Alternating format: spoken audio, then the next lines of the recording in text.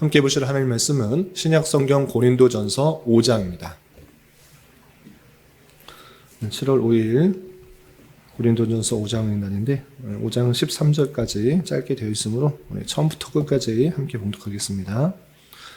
신약성경 고린도전서 5장 1절부터 13절까지 말씀, 신약성경 268면 전후를 보시면 되겠습니다. 1절부터 함께 봉독합니다. 너희 중에 심지어 음행이 있다 함을 들으니 그런 은행은 이방인 중에서도 없는 것이라. 누가 아버지의 아내를 취하였다 하는도다. 그리하고도 너희가 오히려 교만하여져서 어찌하여 통한이 여기지 아니하고 그 일을 행한 자를 너희 중에서 쫓아내지 아니하였느냐. 내가 실로 몸으로는 떠나 있으나 영으로는 함께 있어서 거기 있는 것 같이 이런 일 행한 자를 이미 판단하였노라.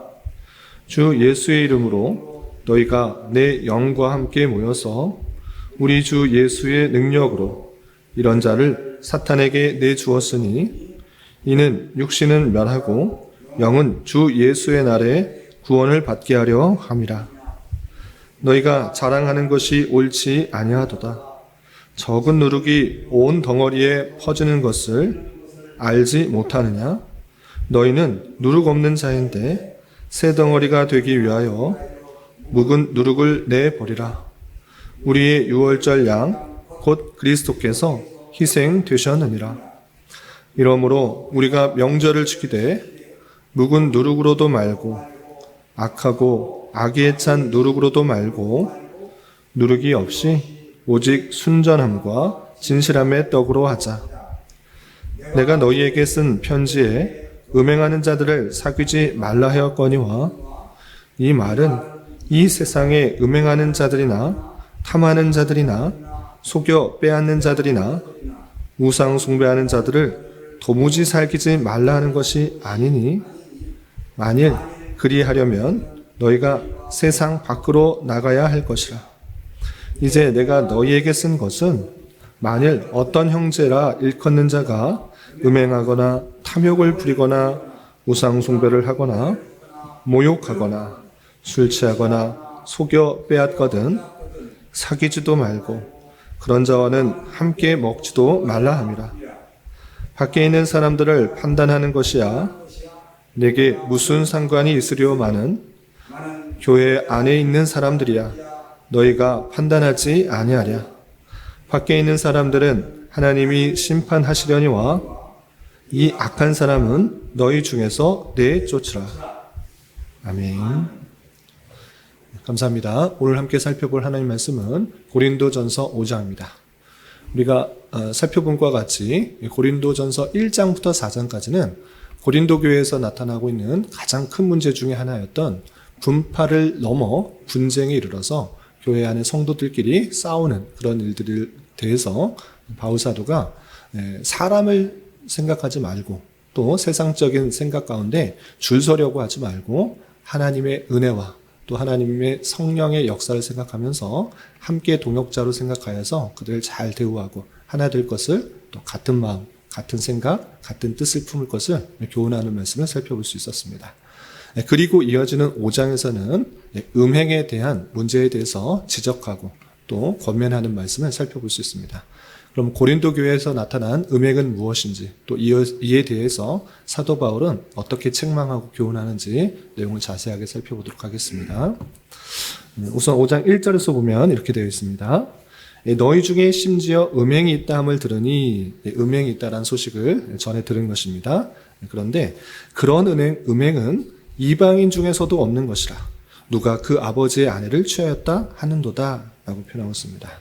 음행이 있는데 그 음행 중에서도 이방인에서도 나타나지 않는 그런 음행을 가지고 있다라고 하고 있습니다. 그 음행이 무엇인가 라고 할 때 아버지의 아내를 취하였다라고 표현하고 있습니다. 아버지의 아내 누구입니까? 어머니인 것입니다. 그런데 친모라기보다는 계모라 이렇게 생각할 수 있겠습니다. 아버지가 다양한 이유에 의해서 계모, 새 엄마를 들였는데 그 어머니를 취한 그 일들을 행한 것입니다. 근친상간, 있어서는 안 되는 그런 일인데 고린도 교회 안에 있었다라는 것입니다. 세상에서도 없는 그런 일들이 심지어 교회 안에 일어나고 있는데 중요한 것은 무엇인가? 교회 안에 세상에서도 없는 그런 음행이 드러날 때 그 음행에 대해서 지적하고 또 권징하여서 그런 일들이 없도록 해야 되는데 고린도 교회 안에서는 그것을 참아줄 뿐만 아니라 그것을 우리는 그 모든 죄를 용서한다라는 명목으로 사랑이 많다. 그리고 우리는 이렇게 풍성한 것들을 용서하는 그런 교회다라고 하면서 교만에까지 이르렀던 것입니다. 그래서 2절에서 보면 이렇게 지적하고 있습니다. 그리하고도 너희가 오히려 교만하여져서 교만해진 것입니다. 우리는 이렇게 사랑이 많다. 어떠한 죄도 다 용서하는 그런 교회다. 이런 식으로 생각하여서 교만해졌다라고 표현하고 있는 것입니다. 그러면서 원래는 어떻게 해야 된다는 것들을 이렇게 지적하고 있습니다. 그래서 2절 중반절 보시면 어찌하여 통한이 여기지 아니하고 그 일 행한 자를 너희 중에서 쫓아내지 아니하였느냐라고 표현하고 있습니다. 교회 안에 잘못된 일이 드러났을 때 죄를 지적하고 바로 잡아 줘야 될 것이 교회인데 특별히 세상에서도 있지 않는 그런 음행들이 교회 안에 들어왔는데 안타깝게 여기지 않고 슬프게 여기지 않고 그것에 대해서 묵인할 뿐만 아니라 이것을 용서해 주었다라는 그런 면목 안에 교만해진 그 모습들을 지적하고 있는 것입니다. 그러면서 사도 바울은 지금 떠나 있는 에베소에 있지만 고린도 교회와 항상 마음을 같이 하여서 이런 자에 대해서는 올바르게 지적하고 그들을 권징해야 된다라는 것들을 강조하고 있습니다. 3절부터 5절까지 쭉 보시면 내가 실로 몸으로 떠나 있으나 영으로는 함께 있어서 거기 있는 것 같이 이런 일 행한 자를 이미 판단하였노라 라고 표현했습니다. 나는 지금 고린도 교회에 있지 않지만 에베소에 있지만 마음 함께 있다. 그래서 이런 자가 있을 때 판단하였다. 이런 사람들을 그냥 용서해 주는 것이 능사가 아니라는 것을 말했다라는 것입니다. 그래서 4절 보시면 주 예수의 이름으로 너희가 내 영과 함께 모여서 우리 주 예수의 능력으로 이런 자를 사탄에게 내어주었으니 이는 육신으로 멸하고 영은 주 예수의 날에 구원을 받게 하려 함이라 라고 표현했습니다. 몸은 떠나 있지만 마음은 함께하여서 예수님과 함께 이런 자를 이미 판단하고 이런 것들이 교회에 있어서는 안 된다는 것을 판단하여서 이런 자를 사탄에게 내어주었다라고 표현했습니다. 사탄에게 내어준다. 이게 무슨 뜻인가라고 할 때 그것이 교회 안에 있어서는 안 된다라는 것들을 강력하게 선포함으로 말미암아 그가 출교하는 그 모습들로 드러나게 된다라는 것입니다. 권징이 시행이 되어서 그것을 출교하도록 하는데 그럼 출교를 통해서 이 사람은 절대 교회에 있어서는 안 된다, 버려야 된다 이것을 말하고자 하는 것이 아니라 그렇게 육체의 강력한 권징을 통하여서 그 몸이 온전히 돌이키를 바라는 것입니다. 그래서 5절 말미에 보면 이렇게 되어 있는 것입니다. 육신은 멸하고 육신은 그런 고통을 당하는 그런 모습은 있을지라도 궁극적으로 어떻게 되는가? 그 영은 주 예수의 날에 구원을 받게 하려 함이라. 교회 안에 잘못한 것, 음행한 것, 다양한 죄들이 드러났을 때 교회는 사랑이야. 그리고 용서해야 돼. 이런 식으로 놔뒀다가는 교회 안에 올바른 것들이 남아있지 않기 때문에 권징을 해라. 그 권징을 통해서 궁극적으로 그 영이 회개하고 돌이켜서 그 구원을 받게 하려는 것이라는 것을 잘 알려주면서 지금 몸은 떠나 있지만 마음은 함께해서 이런 사람은 벌써 권징을 해야 되는 것이고 그 권징을 통해서 그 영이 주께로 돌아와 참된 구원을 받게 하기 위해서 그렇게 해야 된다라는 것들을 강조하고 있는 것입니다. 그러면서 너희들이 지금 행한 그 모습은 얼마나 잘못된 것인지 누룩을 비유하면서 이렇게 설명하는 것입니다. 그래서 6절 보시면 너희가 자랑하는 것이 옳지 아니하도다. 적은 누룩이 온 덩어리에 퍼지는 것을 알지 못하느냐? 너희는 누룩 없는 자인데 새 덩어리가 되기 위하여 누룩을 내어버리라 라고 표현했습니다. 이 지금 행한 행동을 누룩에 비해서 설명하고 있는데 너희들이 사랑이 많다. 예수님의 그 사랑으로 모든 것을 다 용서한다. 모든 죄를 다 용서한다. 심지어 음행 용서할 수 있다. 또 세상에 없는 그런 음행을 저질렀어도 우리는 사랑이 많으니까 용서할 수 있다, 묵인할 수 있다 라고 하고 있는데, 헛된 교만이요, 헛된 자랑이라는 것들을 지적하면서 또 잘 생각해봐라. 작은 누룩이 온 덩이에 퍼지는 거 알지 못하느냐? 빵을 만들 때 누룩 조금을 넣으면 그 빵에 누룩으로 인하여서 부풀게 되고 온 덩어리에 영향을 미치게 되는 것입니다. 작은 것 하나가 온 전체에 영향을 미치는 줄 알아. 그것 용서해 주었다가는 저런 거 해도 되는구나. 그거 그냥 넘어갈 수 있는 거구나. 교회 안에는 사랑이 가득하니까 어떤 죄를 지어도 괜찮구나. 이렇게 생각하여서 온 전체 교회에 다양한 죄악들이 드러난다라고 지적하면서 그렇게 행하면 안 된다라고 지적하는 것입니다. 너희는 누룩 없는 자이기 때문에 새 덩어리가 되어야 되고, 그 잘못된 누룩, 그로로 인하여서 온 덩어리에 퍼지지 않도록 그것을 제거해야 된다라고 표현하고 있는 것입니다.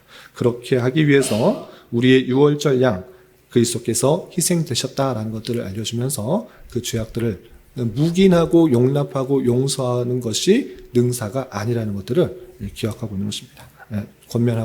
충고 및 권면을 하는 것입니다. 그런데 이 사도 바울의 이 권면, 특별히 음행에 관하여서 더욱더 주의하고 이런 것들과 멀리할 뿐만 아니라 사귀지 말라라고 출교시킬 정도로 권징을 하라라는 그런 내용을 이번에 처음 말하는 것이 아니다라는 것을 알려주고 있습니다. 이미 알려주었다라는 것들을 상기시키면서 그것에 대해서 다시 설명하는 내용이 9절이야 11절이야 이렇게 표현하고 있는 것입니다. 그래서 보시면 9절, 내가 너희에게 쓴 편지에 음행한 자들을 사귀지 말라 하였거니와 라고 하면서 이미 이것과 관련된 이야기를 했다라는 것을 밝히고 있는 것입니다. 내가 이미 쓴 편지가 있었는데 내가 음행하는 자들 사귀지 말라 분명히 썼지 않느냐라고 상기시켜 주는 것입니다. 그 말의 뜻을 다음과 같이 해석해 줍니다. 그래서 10절 보시면 이 말은 이 세상에 음행하는 자들이나 탐하는 자들이나 속여 빼앗는 자들이나 우상 숭배하는 자들을 도무지 사귀지 말라는 것이 아니니 만일 그리하려면 너희가 세상 밖으로 나가야 할 것이라 라고 표현했습니다. 이미 쓴 편지에 음행하는 자와 사귀지 말라, 죄 짓는 자와 사귀지 말라 이런 식으로 편지 썼는데 이 말의 근본적인 뜻은 이 세상 사람들 중에 음행하거나 도적질하거나 죄 짓는 자들, 속여 빼앗는 자들, 우상 숭배하는 자들, 다양한 죄 짓는 사람하고 사귀지 말라 이런 뜻 아니다. 그렇게 된다고 하면 이 세상 사람들이 다양한 죄악들이 있기 때문에 살 수가 없다. 세상 밖에서 살아갈 수밖에 없는 것이다. 내가 말하는 것은 이 세상 사람들 중에 죄 짓는 사람하고 사귀지 말라 이런 얘기한 거 아니고 11절에 보면 이 뜻이다. 교회 안에서 그런 일들이 있을 때 사귀지 말라는 것은 그냥 멀리하라 이것이 아니라 그 사람이 교회 안에 있지 않도록 권징을 통해서 올바로 깨우쳐라라는 것을 표현하고 있다라는 것들을 11절에 이렇게 바뀌고 있는 것입니다. 11절 보시면 이제 내가 너희에게 쓴 것은 만일 어떤 형제라 일컫는 자가, 형제가 무엇입니까? 교회 안에 주님 안에 은혜를 입어 다시 주님 안에 한 권속이 된 것입니다. 한 형제 자매가 된 그 사람이 음행하거나 탐욕을 부리거나 우상 숭배를 하거나 모욕하거나 술 취하거나 속여 빼앗거든 사귀지도 말고 그런 자와는 함께 먹지도 말라 함이라 라고 표현했습니다. 세상 사람과 사귀지 말라, 세상 사람들이 죄 지으며 사귀지 말라 이거 아니고 교회 안에 있는 너희 형제 자매들 주님 안에 새로운 그런 은혜를 입고 새 사람이 되었는데 자꾸 죄 짓는 사람들, 음행하는 사람들, 속여 빼앗는 자들, 우상 숭배하는 사람들 사귀지 말라. 그러면 그냥 놔두고 사귀지 말고 나 혼자 잘 먹고 잘 살고 신앙생활 잘하면 된다. 이것을 말하는 것이 아니고 그런 사람과 교제하지 말라는 것은 그런 사람이 교회 안에 있지 않게 하라는 그런 의미고 권징을 통해서 그 사람들이 깨우칠 수 있도록 올바르게 견증을 해서 그 모습들을 바꾸도록 해야 된다라고 지적하는 것입니다. 그러면서 12절에 이렇게 또 다시 한번 알려주고 있습니다. 12절 보시면 밖에 있는 사람들을 판단하는 것이야 내게 무슨 상관이 있으리요마는 세상 사람들은 나 상관 안 한다. 세상 사람들이 뭐 다양한 죄를 짓건 말건 나하고 상관없다. 그런데 교회 안에 있는 사람들이야 너희가 판단하지 아니하랴. 교회에 있는 사람인데 왜 그것들 가만 놔두냐. 다양한 죄악들이 드러나고 있을 때 우리는 사랑이 많아. 다 용서해야 돼. 이해해야 돼. 넉넉한 마음으로 주님께서 용서했듯이 그냥 용서하는 거야. 이거 아니다라는 것입니다. 바울사도는 교회 안에 다양한 죄악들이 드러날 때 그것을 사귀지 말라라고 할 때 그냥 사귀지만 않으면, 교제하지 않으면 된다. 이것이 아니고 교회 안에 이런 사람들을 판단하지 않으면 안 된다. 판단해서 그 사람들을 바로 잡을 수 있도록 권징을 해야 된다라고 표현하고 있는 것입니다. 그래서 13절 보시면 밖에 있는 사람들은 하나님이 심판하시려니와 이 악한 사람, 교회 안에 있는 다양한 죄를 짓는 사람은 너희 중에서 내쫓으라 라고 표현하였습니다. 내쫓으라.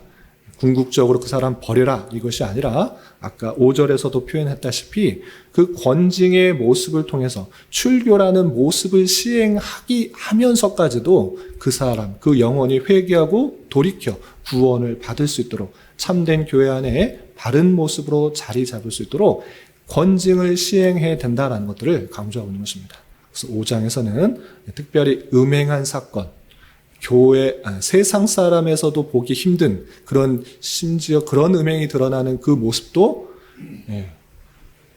교회 안에 사랑과 이해와 용납이라는 명목하에 용납하여 주고 그것을 자랑으로 여겼던 그 교만한 모습들을 지적하면서 그런 것 옳지 않다. 교회 안에는 올바른 권징이 드러나므로 교회의 순결성과 정결성을 드러내야 되고 그 사람조차도 권징을 하지 않는 것이 좋은 것이 아니라 권징을 통해서 올바른 삶을 살아가도록 하는 것이고 그리고 교회 안에 그런 모습들이 있을 때 더욱더 바르게 된다는 것들을 강조하고 있는 것을 볼 수 있습니다. 이런 말씀에 따라서 우리 또한 많은 것들을 교훈받습니다. 첫 번째는 무엇인가라고 할 때 교회 안에 사랑과 이해와 용납 당연히 있어야 되는 것입니다. 그러나 그것과 함께 항상 같이 가야 되는 것은 진리 안에서 거룩과 순결과 권징인 것입니다. 교회는 주님의 몸이기 때문에 더욱더 거룩하고 순결할 것을 유지해야 되기 때문에 사랑과 이해와 용납 이것만 드러나는 것이 아니라 죄악에 대하여서 올바르게 권징을 해야 되는 것입니다. 그래서 우리 교회뿐만 아니라 우리나라 교회 그리고 교회 전체 안에 권징이 올바로 드러날 수 있도록 권징의 중요성에 대해서 다시 한번 생각하는 기회를 가져야 될 것입니다. 교회 안에 권징이 드러나면 이 교회가 우리 교회만 있는가? 이 교회만 있는가? 다른 교회 가면 되지 하면서 교회를 이곳저곳 내 마음에 들지 않는다고 또 권징을 한다고 해서 옮겨 다니는 것 올바르지 않은 것입니다. 교회는 하나님의 통치가 있는 그런 곳이기 때문에 하나님의 영적인 통치가 있는 곳이기 때문에 교회는 그냥 사랑의 공동체 친교의 공동체가 아닌 것입니다. 하나님의 말씀에 따라서 영적인 것들이 다스려지는 곳이기 때문에 교회는 그 권징이 있는 곳이라는 것들을 잊지 말아야 될 것입니다. 이런 말씀의 교훈에 따라 교회 안에서 권징의 중요성을 따라서 권징이 잘 드러나야 될 것이고 성도는 어떻게 되는가? 권징에 대해서 너무 나쁘게만 생각해서는 안 될 것입니다. 권징을 받아 내 잘못을 지적하는 것에 대해서 올바로 받아들이고 내 잘못들을 고칠 수 있는 그런 마음들을 가져야 되는 것입니다. 그래서 권징을 당하거나 받으면 이 교회만 있나 하고 다른 데로 옮겨 다니는 것 올바른 그런 모습이 아니라는 것들을 기억해 보면서 교인 서약을 하거나 또 교인에 등록을 할 때 난 이 교회의 통치와 질서를 잘 받겠다라는 그런 고백이 선행되는 것입니다. 그래서 권징을 잘 받을 수 있는 그런 교회와 성도가 되어야 될 것이고 또 한 가지는 교회에서 권징이 드러나는 데 있어서 권징을 아주 바르게 시행해야 되는 것입니다. 권징이 있어야 되는데 그냥 목사의 뜻과 목사의 생각에 따라 마음대로 권징하는 것 이건 아닌 것입니다. 마태복음 18장에서 우리가 보았듯이 권징에는 시행 단계가 있는 것입니다. 개인적으로 또 두세 사람이 개인적으로 말한 다음에 그렇다고 고치지 않으면 공적으로 또 이야기해야 될 것이고 그렇지 않으면 수찬 정지와 또 출교의 과정들이 있는 것입니다. 그리고 장로교회 안에서는 목사가 그렇게 혼자 권징을 하는 것이 아니라 7위회, 당회가 7위회로 변화해서 그것의 진위 여부를 잘 따져보고 그리고 권면하고 또 징계하고 하는 그런 권징의 절차를 가져야 되는 것입니다. 그래서 목사가 마음대로 권징하는 것 아니고 어떤 한 사람이 권징하는 것이 아니라 당회로 모여서 회로 모여서 권징을 할 수 있도록 하는 것인데 우리 교회는 아직 당회 7회가 성립되지 않았던 것입니다. 그래서 올바른 권징을 할 수는 없습니다. 그렇기 때문에 우리 교회가 하나님의 말씀대로 온전히 다스려지고 성도들을 잘 교육하고 훈육하고 또 치리하기 위해서 당회가 잘 세워질 수 있도록 또 힘써야 될 것이고 그런 것들을 기도하며 나아가야 될 것입니다. 이런 것을 통하여서 주님의 교회가 더욱더 올바르게 설 수가 있고 정결하고 거룩한 모습으로 성도들을 잘 세워나갈 수 있다는 것들을 기대하며 항상 힘쓰며 노력해야 될 것입니다. 우리 교회 안에 그런 권징의 모습들이 잘 드러나고 교회를 잘 세워나갈 수 있는 은혜가 있기를 주님의 이름으로 기원합니다. 기도하겠습니다. 하나님 아버지 감사합니다. 오늘 말씀을 통하여 고린도 교회 안에 있는 음행과 같은 죄악들이 드러날 때 올바르게 권징해야 할 것을 가르치는 사도의 충고의 말씀을 대하였습니다. 이런 말씀을 대하는 자로서 교회 안에 나타날 수 있는 다양한 죄악들에 대하여 모른 척하고 넘어가는 것이 능사가 아니라 죄악을 바로잡게 하기 위하여 권징이 반드시 필요함을 깨달아 올바른 권징을 통해 그 영혼을 더욱더 바로잡게 하여 주시고 주님의 성전으로서의 교회를 더욱더 정결하고 거룩하게 이루어갈 수 있도록 은혜를 더하여 주시옵소서. 주님, 7월은 인내라는 주제로 한 달을 보내려고 합니다. 주님의 백성으로서 잘 훈련받고 연단받는 과정 가운데 여러 가지 힘들고 어려운 상황을 만나게 될지라도 잘 인내하며 감당할 수 있는 자 되게 하여 주시옵소서. 주님께서 교회가 이곳에 세워지도록 인도하여 주셨사오니 이곳에서 진리의 말씀이 온전히 선포되게 하여 주시고 모인 성도들이 선포된 말씀으로 힘을 얻고 위로를 얻어 주어진 자리에서 빛과 소금의 역할을 잘 감당하며 하나님께서 찾으시며 하나님께서 기뻐하시는 교회로 잘 성장할 수 있도록 은혜를 더하여 주시옵소서. 주님, 교회 안에 육체적, 경제적, 사업적, 관계적 문제 등으로 주님께 간절히 기도하는 여러 지체들이 있사오니 주님께서 그 모든 상황과 여건과 마음과 생각을 주장하여 주셔서 우리의 기대와 소망보다 훨씬 더 풍성한 것들로 채워주시는 하나님을 깊이 경험할 수 있는 기회 되도록 인도하여 주시옵소서. 오늘 저녁에 있는 금요 기도의 시간에도 주님 함께하여 주실 줄 믿으며 이 시간 각자 간절하게 간구하는 기도 제목 주님께서 들으시고 가장 선한 것들로 응답하여 주시옵소서. 예수님의 이름으로 기도 올리옵나이다. 아멘.